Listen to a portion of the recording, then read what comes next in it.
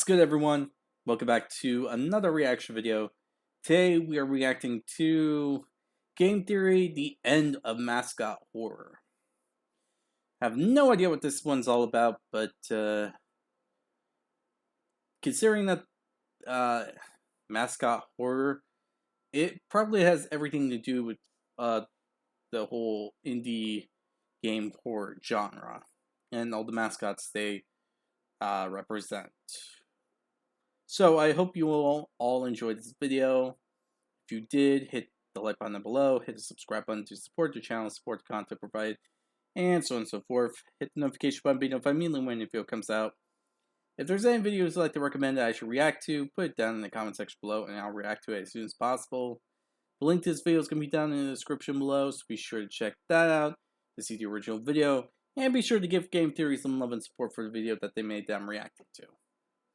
Now, with this all said, let's get right on into it, shall we? Because I'm really curious about this. This may be the most important episode of Game Theory I've ever done. Over the last year or so, I've been noticing an evolution happening within the indie horror space. So today, I wanted to look at why it's happening, where it's going, and what it means for all of these channels going forward. Hello Internet! Welcome to Game Theory, the channel that stares into the abyss and asks, "Hey Abyss, you good?" But today, loyal theorists, I have one simple question for you. Why has indie horror gotten so dark? That might seem like a funny question coming from me, the guy who literally talks about dead kids and serial killers at least twice a month, but to me, it feels like over the last year or so, there's been a definitive shift in the indie horror scene. While we're still getting our generic walking simulators with creepy childhood mascots or the 157th version of Ban Ban, we've also seen an influx of horror games that are darker, more twisted, and quite frankly, traumatic. Huh. That's a really interesting question. Never thought we would hear. I started noticing this last year when I made a video on one of the most requested franchises from our entire subreddit, Lacey Games. When diving into that series, it became apparent that while this was 1000% a piece of art worth shining a light on, it was also going to need some massive content warnings. After many internal conversations at Theorist and many nights tweaking the script, we ended up with a video that I am really proud of. But after that moment, I started noticing more of these dark indie horror games with actually scary real-world themes being requested. Games like Amori, Bad Parenting, Mouthwashing. It's not just indie horror either. Analog horror here on YouTube has begun to see the same evolution. Things like the Inside Out analog horror go to some really dark places. And then, a couple of weeks ago, I dove back into the Giggleland ARG. The first time around, it felt like more of your typical indie horror affair, but this time, it involved one of the characters literally wearing someone else's skin. So, afterwards, I took a short break and began to ask myself why. Why does indie horror seem to be getting bleaker and bleaker? How did we get here? And where is it going? So, today, I wanted to pull out a little bit and look at the meta of the indie horror scene, to shine a light on why games have been getting so dark, what it means for the future of the genre, and inevitably, this channel. Oh, and it's probably worth mentioning, we will be talking about some potentially triggering topics in this video. I will remind you again before we actually talk about the specifics, but just so you know, this is your warning. If you don't want to hear about any of these subjects, I totally get it, but please turn back now. Oh, boy. Sadly, I can't. I really can't. But for all of you watching, we've reached the point that this is actually going to be a bit of a concern. So I suggest actually leaving if this stuff bothers you, or if you're like way too young. And yeah, honestly, me personally, at minimum over 13, but more preferably for me 15 and up. But with someone there with you. But for those by themselves, I at least hope you're all 18 and above. Because, yeah. Just please listen to me on this one. these matters are no joke, and everyone should actually leave if this stuff is going to actually bother them or anything like that. Or if you're like way too young. But yeah, I suggest leaving right now. Turn off this video if you're any of these scenarios. I am honestly gonna hope that none of this is actually gonna be shown to a younger audience. So yeah. Let's get right on into this, shall we? For as long as there have been stories, there have been horror stories. Ever True. since cavemen were gathering around fires, there have been tales of monsters and myths that played on our collective fears. Demons, ghosts, scorned gods, alluring monsters, and curses have always been part of humanity's subconscious. They represent the unknown, danger, inequality, and more. If there has been an anxiety humanity has felt, there has been a monster that's personified that anxiety. In a way, this process makes overcoming our fears easier. Dragons can be slain, ghosts can be warded away. Even when horror stories end in tragedy, the process of verbalizing our fears can teach us how to avoid danger in the first place, or it can help us to process the unavoidable. Because of that, horror has always been an ever-adapting genre and a way to reflect widespread societal emotions that the storyteller and their audience are faced with. When it comes to what is considered modern horror, many historians cite Mary Shelley, writer of Frankenstein, as the modern Prometheus of horror. If you got that joke, congratulations! I hope your high school English teacher is proud of you. Now, to be clear, the lines I'm drawing out today aren't quite as black and white as the title cards might make them out to be. Technically, there were plenty of printed horror stories prior to Frankenstein, like Carl Friedrich Kallert's The Necromancer, or Horace Walpole's The Castle of Otranto, and the same will be true of all the eras I'm talking about. What I'm mainly focusing on is the turning point of these eras, the time where we began to see an abundance of these types of stories, and when they began drying up. Frankenstein, for example, quickly became the poster child of the genre because of how it dealt with the apprehensions towards rapidly advancing technology. With scientific advancements, particularly electricity, mankind began playing in the sandbox previously reserved for the gods. So, Frankenstein asked if we were equipped to handle the unintended consequence of our ambitions.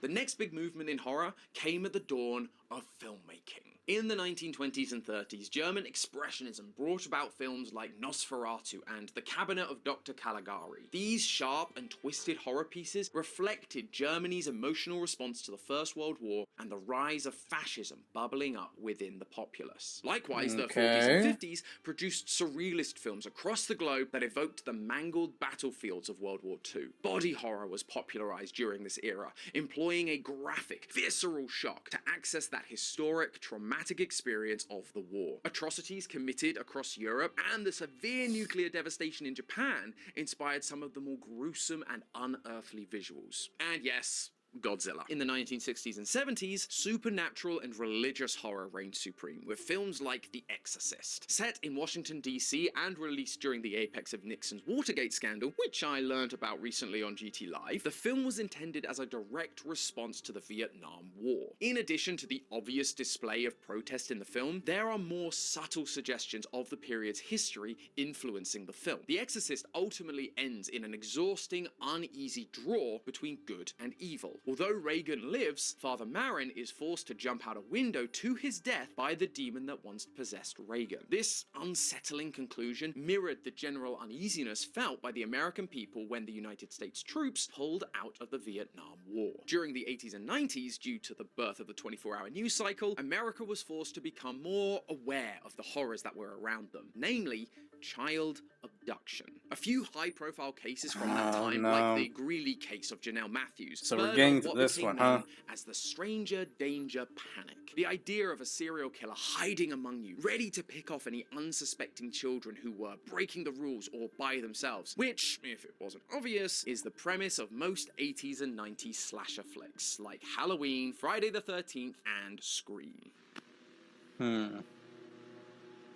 Now, before you guys start telling me that this is an episode that should have been on film theory or before Lee comes breaking down that door accusing me of stealing his stuff, this is about the time where horror games really started to appear on the scene. And they largely followed the same sort of patterns we've been seeing up to this point. You had your traditional spooky characters like Dracula, Frankenstein, and werewolves in Sega's Monster Bash or Castlevania. You also had movie tie-ins for movie franchises like the Texas Chainsaw Massacre, Friday the 13th, and Halloween, once again sticking to the horror that reflected the reality of the day. And this symbiotic relationship between video games and movies carried on into the late 90s and 2000s. With Y2K drawing near and anxieties about mankind's reliance on technology, horror shifted from slashers to the apocalyptic. With the fear of crumbling infrastructure came the threat of mindless anarchy, aka zombies. And so we got a bunch of zombie-focused media with games like the Resident Evil series and the arcade shooter House of the Dead, and movies like 28 Days Later, The Walking Dead, Dawn of the Dead, and Shaun of the Dead. Turns out the key to a successful piece of zombie pop culture is just adding "of the dead" at the end of its title. No, there's The Last of Us. That one doesn't have that bit, but it has Of the Us, so I think that's probably a mute point, huh? Okay, so that's a thing. This era also introduced us to the world of Silent Hill, which was a huge game, but it fits more into the psychological horror genre that we'll talk about later. Like I said earlier, not every era is perfectly black and white. Silent Hill was just ahead of its time. It wasn't until the 2010s that video games and movies really began to diverge. During this time, there was a shift in how people looked not only at the world, but at themselves. Mental health awareness for things like depression and anxiety began to climb, and there was a huge increase in young people going to therapy. Movies in general began to reflect this with stories like Funny Story and The Perks of Being a Wallflower, which center very explicitly on taking one's own life, during a period where, sadly, the rates of said action had skyrocketed. Horror movies did the same thing with Black Swan and Nightcrawler, psychological horror movies that showed how an ordinary person could devolve into darkness, and the sinister nature of modern-day media culture and consumerist ethics. Initially, gaming followed suit, with smaller-scale survival and psychological horror games like Outlast, Penumbra, and Amnesia finding success. The thing is, though, these games had a problem. While, yes, they were psychological, they were also dark, gritty, and oftentimes quite graphic. This didn't really mesh with the new kid on the block that was beginning to pick up steam as a major player in the media landscape, and more specifically, the video game landscape: YouTube. YouTube was becoming the place to watch gaming content from creators like PewDiePie, Markiplier, and some guy called MatPat. I'm messing, of course, although I actually haven't seen him in a while. He's probably enjoying retirement on a beach somewhere. Anyway, YouTube was just switching. Oh, yeah, that. I'm still surprised on that bit. Don't get me wrong.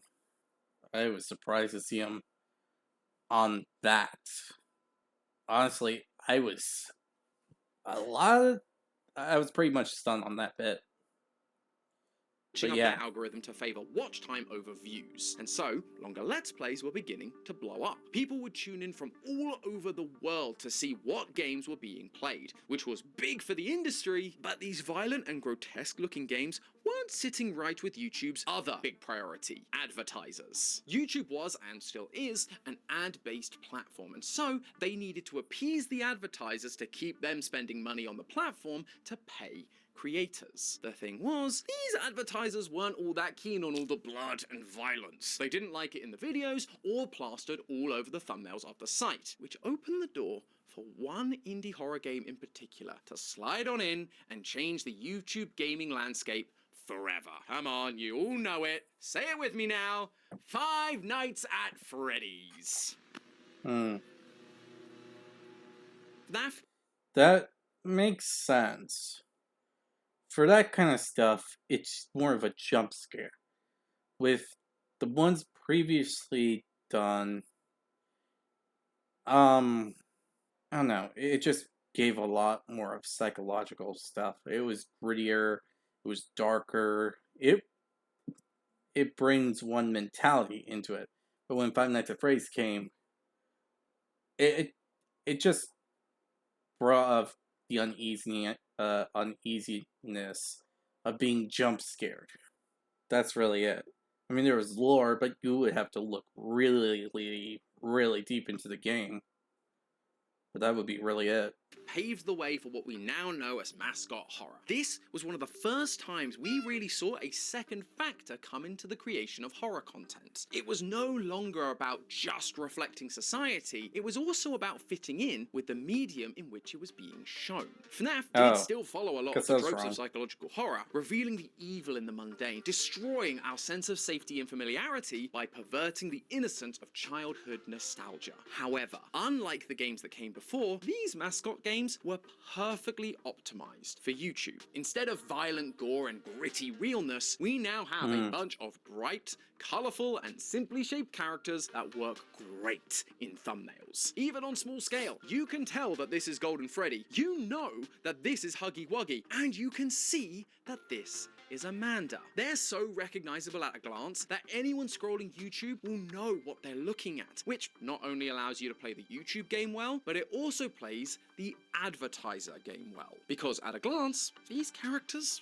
aren't really all that scary. Their horror is implied based on the incredibly cryptic clues that we have to put together by playing the game, which means advertisers didn't strictly know this was horror at first. It looked like family-friendly content like Chuck E. Cheese or Disney, and even when it became clear that this was horror, because it was getting the views and didn't look like horror, the ad dollars continued rolling in and blew mascot horror into the stratosphere. This led to a decade of gaming full of these kid-friendly mascot horror games. We saw the rise of franchises like Bendy and the Ink Machine, Doki Doki Literature Club, Poppy Playtime, Andy's Apple Farm, Cooking Companions, Amanda the Adventurer, Indigo Park, Piggy, That's Not My Neighbor, Don't Fret, and so many more that it would be impossible to name them all. But sadly, even from the get-go, we began to see the cracks forming in this genre. From broken messes like Hello Neighbor to the internet meme that is Garden of Banban. And those are just the well-known ones. There are hundreds of indie horror games available that just leaned into the same old tropes, the same gameplay, and they felt like they were just thrown together in the hopes of having some of FNAF's success. I actually have a really fun video idea to dive into this side of things. The wrong lessons people took from FNAF's success. But it's too much to talk about here, so if you want to see another video like this one breaking down the things that worked about FNAF and why it's so prevalent today, hit that subscribe button. That's actually an interesting one. Huh. I'm a bit curious on that one, but that can actually wait for now. Appreciate ya. This is where we enter the now, the 2020s. It was time for indie horror to evolve once again, but this time, something was different. And it's here where I'm going to put in your final warning. We are about to cover a number of games with some dark subject matters that might be triggering or traumatic for people. There is no shame in stopping the video here. I totally get it. Please look after yourself and your own mental well-being. Okay, this is the final warning for everyone. The final warning on what the heck is going to happen. So again, as I mentioned before, if you are not really comfortable with this type of subject, leave the video now. I can't get into emphasis on this. Leave the video now if the subjects that have been mentioned previously are going to either trigger you, are uncomfortable to you, and everything like that. I'd rather everyone be okay and comfortable with a video than actually watch a video that's going to mentally scar them. So again, if it's going to be uncomfortable for you, please leave the video. And if you're too young to watch this stuff, leave the video right now for sure. And parents, if you are watching what your kids are seeing right now or listening to this, get them off right now. In all honesty, I feel like this is like something 18 and above should see, or are okay with seeing, and all that. But I would prefer that everyone is comfortable with the video. And if this is going to cause some problems and you're not comfortable with it, leave. Please do. I prefer you all have a video you can all enjoy and watch than a video that's going to do more harm than good. If you do You've want to been stay, warned. let's take a look at a recent example that we got so many requests for, mouthwash. At the heart of its story, we're still exploring the awfulness of the corporate capitalist machine that doesn't give a flying fart about the individual, just like we've seen in a number of mascot horror games. But the way they show that this company doesn't care is where things get really dark. Yes, they do the classic things of leaving the crew stranded without enough supplies, but then we get to Anya and Jimmy's storyline. A storyline about SA, and as a result, a pregnancy, ending with Anya choosing to end her own life rather than stay trapped with Jimmy and carry his child. And the captain, Curly, he does nothing to stop any of it. However, unlike with previous indie horror games like FNAF, this deeply dark and twisted storyline isn't implied or hidden in secret notes or newspaper clippings. It is front and center to the story. Play the game normally and it is impossible to miss. Bad Parenting is another game we got dozens of requests for. Playing as a boy called Ron, you're introduced to his neglectful parents and messed up childhood, along with a sinister figure named Mr. Redface, who causes his family to suffer. Through each step of the game, it's slowly revealed that Ron is a victim of child neglect at the hands of his alcoholic father, who turns out to be Mr. Redface, named for his drunken violence. Eventually, Ron's dad kills him and shoves his body into a closet. Now, again, on the surface, you may not think a dead child in an indie horror game is all that much for me to make a scene over. We talk about dead kids way too much on this channel as it is. But again, the difference is in its overtness. In FNAF, we never truly see the dead kids or the murders. That is true. With some of the more commonly known indie games, especially the more darker and grittier ones, the games usually don't hold back. Like, it doesn't, like, outright. For the ones that we usually see, they don't normally go into it. Technically, you can go through a whole game through, collect stuff, and not even read the material or sources.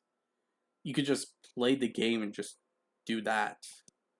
Ignore all the background stuff and lore and all that. But for the more darker and grittier ones, it's all there. Like, it's bluntly put into the game. So it's honestly a bit unnerving. We're only told about them. And because the scope is so large and the franchise is so weird and sci-fi with its goofy animatronics and soul metal, we don't really feel attached. But here, it's once again the A-plot of the game. There's no avoiding it. And because it focuses on one kid, and we see his father do the evil deed firsthand, it forces us to witness it and feel the evil and uncomfortableness. We've even started seeing this evolution bleed out into the more traditional kid-friendly mascot horror games. Poppy Chapter 4 showed us a much darker, more gruesome side with decaying bodies on spikes. And then there's Giggleland with its wearing of people's skin. Now, these themes do reflect modern societal fears. With the 2022 repeal of Roe v. Wade, a legal ruling that eliminated the federal right to abortion based on the right to privacy, it's easy to see why we're seeing stories like mouthwashing. The topic of child endangerment is one that was especially difficult to mitigate during the global lockdown in 2020. Children no longer had access to mandated reporters, teachers, doctors, other family members who are likely to notice that something is amiss and report it to the proper authorities. Even the ideas of cultism and religion in things like Giggleland are part of the same societal fears, from the people who grew up in these environments now trying to deconstruct them and figure out what happened. That all matches with what we've been talking about. Horror media is an ever shape-shifting beast, evolving and morphing to reflect the real-life horrors happening all around us at any given time. But you see the difference from the previous evolutions, right? Rather than this evolution being solely driven by shifts in societal fears, the main driving force is actually the additional element. YouTube causing Causing the rise of mascot horror has led to an oversaturation of the market. The storylines and jump scares just aren't cutting it anymore. Horror fans have become increasingly desensitized to those classic tropes that used to scare the pants off of them. A simple jump scare in a long spooky hallway? That isn't enough to get your adrenaline pumping once you've played through the same scenarios countless times before. And so, a new element has been added to the equation. Rather than the platform affecting the change, we're seeing a rebellion against the cookie-cutter, low-quality, kid-friendly horror. Moving on to new, more intense horror games to renew your sense of terror. But it hasn't gone backwards to match the previously gruesome and gory psychological horrors of the early 2010s. Those situations still felt too vast or fictionalized to really hit home. And so, we're seeing storylines reflecting much heavier topics, the truly unpleasant parts of the human experience, in order to hit like a Freddy jump scare did a decade ago. So, that is the history of horror and how we've... Yeah, I have to admit though, I'm not a big thing on horror, so technically that stuff still works on me. But yeah, so this is how things turned out to be, huh? To fill in an old sensation of satisfaction and having a good scare. That's actually pretty concerning in all honesty. Ended up here. But why does all of this matter? Why have I even brought this up? Well, because as I've said a few times now, more and more of these types of games are popping up, and more we're seeing requests for us to cover them. When we don't cover one of these games, we get a lot of people wondering why we haven't, and so I wanted to set the record straight, because the real answer is complicated and nuanced. One of my goals as the host of this channel, and one of our goals at Theorist in general, is to make sure we're telling stories we find interesting, and helping to bring some educational value along the way. Stories about these heavier subjects can absolutely fit into this mold. They're insightful, and it's important to make sure we're all educated so we can help those around us. But they can sometimes be difficult to discuss in a way that feels respectful and nuanced for everyone watching. Lazy Games is a good example of this. It tells the story in a fascinating way. The ARG puzzle solving and use of symbolism and interpretation allowed us to shine some light on media literacy and build an interesting episode. The dark and traumatic story elements, of course, were a part of that, but there was more to the story than just that. There was the drama of the in-world developers and their friends. There was the sci-fi, she's in the computer part. There was even a light at the end of the tunnel, a positive message that things could be okay in the end. But Mouthwashing, while it is a fantastic game and it's incredibly thought-provoking, the reason it was thought-provoking is because it was all laid out in front of you. It's the A-plot rather than a secret story. Therefore, to keep everyone on the same page, we would have to talk about it right at the start of the episode. There's no lead-in, no way to soften the blow, and no easy way to give you guys an out if you need one. Plus, if we tried to skirt around the subject, it would feel odd, because it is the focus of the story. So, any more discussions I could have about it would always come back to that plot line. And to ignore it would be to dismiss the core point of that story. And to top it off, the ending is just as dark. There is no light at the end of the tunnel. That's the point and what makes the story so powerful. But it can also make the entire video I make just as upsetting. And as a creator, that clashes with the responsibility I have to you guys. We're surrounded by real stories of violent crime from every facet of media, whether it's Twitter, true crime podcasts, news stories, wherever. And it's important to listen to victims' stories and hold space for their trauma. But it's also important to be mindful of how much additional content I am adding to that topic. Sometimes the real world is a dark enough place on its own. It doesn't need me to jump into every dark or disturbing game that crosses the YouTube homepage, especially when there are so many people who have sadly experienced this kind of stuff firsthand. For a lot of people, this show is their safe space, away from all of that awful stuff that they're seeing or experiencing. And I want to respect you guys and take that seriously. I recognize that there are a lot of people that haven't dealt with or are currently dealing with trauma. And so, if I talk about every one of these games as they come out, it means constantly reminding them of that past hurt, making this less of a safe space for them. At the end of the day, we're an edutainment channel built on exploring the physics of Mario, and a lot of our community are younger people. So talking about real, hardcore trauma isn't what people have come to expect from us. That doesn't mean we will never talk about these stories. As I've said, they are important, but when we do, we will always give a warning like we did with Lacey Games, and we likely won't cover them all that often. I mean, just look at the gap between Petscop and Lacey Games. And the reason I'm not cutting these out altogether is because I also recognize there's a flip side to this coin. Some people want to see stories like this because it shows that they aren't alone in their experiences. And for developers, making these games can be a means of self-therapy, helping themselves to process their experience to come out the other side. If that is you, please don't stop making these games. If making a game like this is helpful for you, make it. And if you really want to see us cover one of these darker topics, let us know in the community tab, in the comments, on the subreddit. All I ask is that you bear in mind the things we've talked about today. While you may enjoy this type of content, or maybe it helps you process, there may be people in this community who don't want to be subjected to that. I'll keep doing my part too, checking the suggestions and keep weighing up the stories we want to tell and how often we want to tell them to make sure that we represent everyone in this community.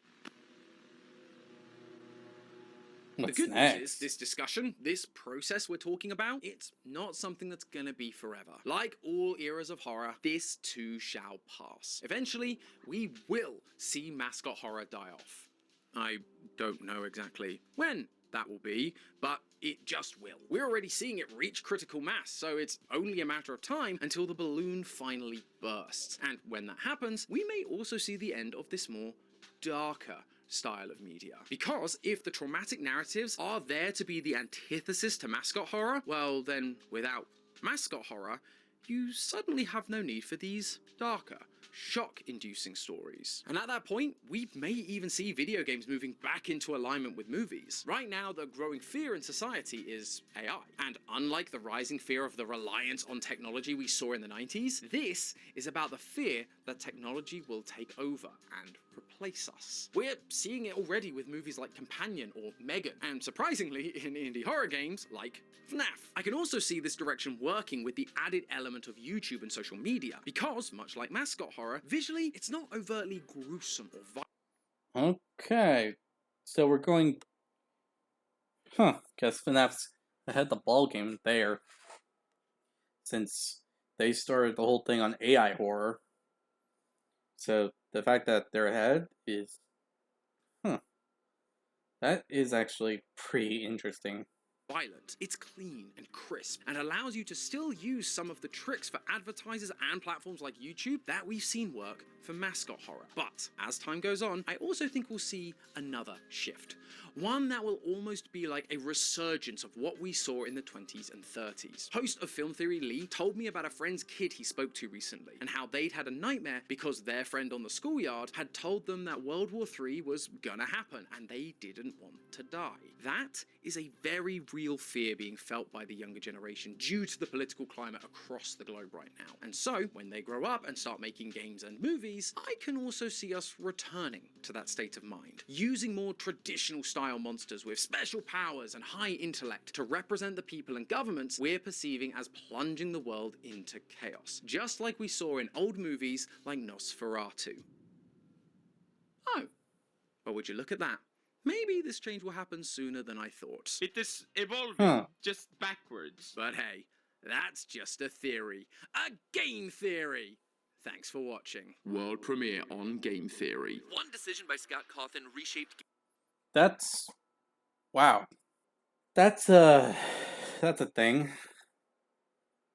That really is a thing. Really didn't expect that, in all honesty. So, here we are. At the end, with all this said and done, I